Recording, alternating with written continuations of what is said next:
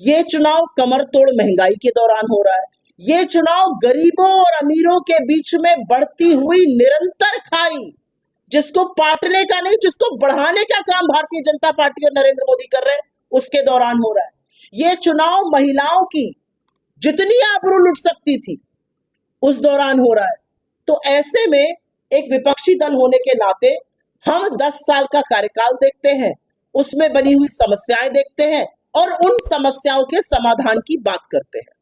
क्योंकि 4 चरण के मतदान के बाद एक बात साफ है, मोदी जी मुद्दे की बात नहीं करेंगे।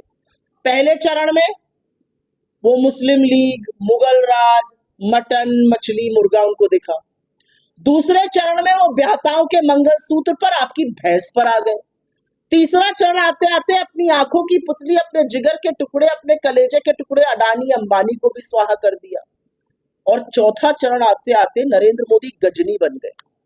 आपके जैसे एक प्रबुद्ध पत्रकार को उन्होंने कहा कि अगर मैं हिंदू मुसलमान करूं तो मैं सार्वजनिक जीवन में रहने योग्य नहीं हूं। अपनी पूरी राजनीतिक जीवन का ही खंडन कर दिया। उनका वजूद ही यह है कि वो हिंदू मुसलमान करते हैं। उनका वजूद ही यह है कि जब चुनाव आता है वो एक मुद्दे की बात नहीं करते। चुनाव शुरू हुआ है, आप लोग पत्रकार हैं, आप उनकी रैली कवर करते हैं, अखबार में बड़े बड़े लेख छपते हैं उनके। देखा है आपने बेरोजगारी पर बात करते हुए, देखा है आपने महंगाई पर बात करते हुए, देखा है आपने रोजगार के किसी साधन पर चर्चा करते हुए या बात करते हुए गरीबी पर। उनसे पूछा जाता है के शेप रिकवरी हो रही है, गरीब और गरीब हो रहा है, अमीर और अमीर हो रहा है, खाई बढ़ रही है, आपका क्या कहना है?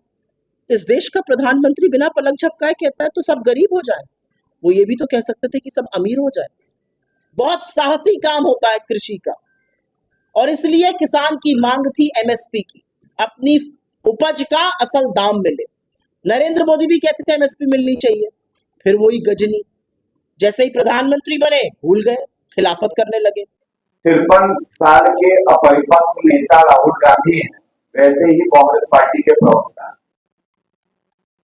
उनसे सबसे पहले ये पूछिए कि उनके मैनिफेस्टो के 7वें प्रश्न में हिंदी जो अनुवाद हो रखा है, लिखा है बहुसंख्यकवाद के लिए भारत में जगह नहीं। बहुसंख्यक जो है वो हिंदू है, और इतना सहिष्णु है कि बहुसंख्यक होकर भी हम अपने आप को पंथ निरपेक्ष संविधान देते। मतलब बहुसंख्यक से नफरत है तुम्हें कि तुम कहते हो कि जगह नहीं है, और रोहिंग्या के लिए जगह है जो नागरिक नहीं। और ये भी पूछा जाएगा हिंदू आतंकवाद का आविष्कार कहां हुआ? आप सब जानते हैं कांग्रेस हेडक्वार्टर में।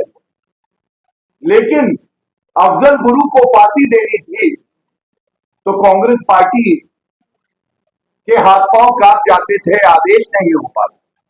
और मैं एक बात बड़ी जिम्मेदारी से कह दूं, जो असंभव को संभव कर दे उस व्यक्ति का नाम श्री नरेंद्र मोदी जी। अनुच्छेद 370 इन्होंने तुष्टीकरण करने के लिए, अपने वोट बैंक को साधने के लिए उसको एक हथियार बनाया। पहला शब्द संविधान अगर सबका आप पढ़ते तो टेम्पररी, अस्थायी। अगर किसी ने हटाया तो वो श्री नरेंद्र मोदी। भव्य राम मंदिर हम पे तंज कसते थे, कहते थे मंदिर वही बनाएंगे, तारीख नहीं बताएंगे। अब हमने कहा मंदिर वही बनाया है, तारीख भी बताया, तुमको भी बुलाया। लेकिन आप सोचिए हमारा वोट बैंक ना खिसक जाए, इस डर से राहुल गांधी, खड़गे जी, तमाम और नेता घमंडिया थे, वहां पे आशीर्वाद लेने जा नहीं पाए प्रभुराम। और जहां तक आपने बात करी सरना धर्म कोड की, मैं समझता हूं भारतीय जनता पार्टी का जो प्रदेश की इकाई है वो इसको उत्तर दे चुकी है। लेकिन एक बात मैं जरूर कह दूं जिम्मेदारी से, यूपीए की सरकार में जो जनजातीय विभाग को देख रहे थे मंत्रालय में मंत्री था, जब उनसे पूछा गया था तो उनका उत्तर है कि ये व्यवहारिक नहीं है, और उन्होंने कन्नी काट दी। तो मैं इतना ही कहूंगा, क्राइम मास्टर गोगो और गजनी दोनों कोई है तो वो राहुल गांधी ही है, और इनका सुपड़ा साफ हो जाएगा।